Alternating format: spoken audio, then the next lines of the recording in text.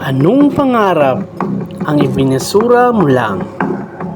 Sa buhay, may mga pangarap tayo na kahirap maabot at kahirap matanaw at masulyapan dahil madaming pinagdadaanan, madaming humaharang.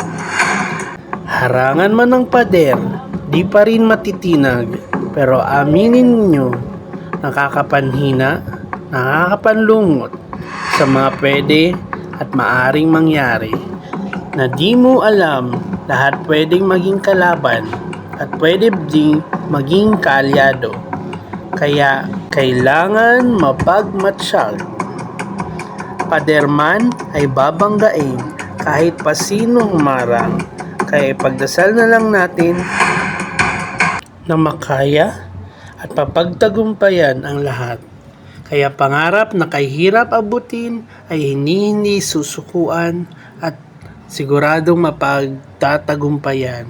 Kaya kaya to. Kaya ikaw, ano ang pangarap mo na binasura mo lang? Thank you for watching. Subscribe, like, and follow, and share our video. Salamat po. Thank you.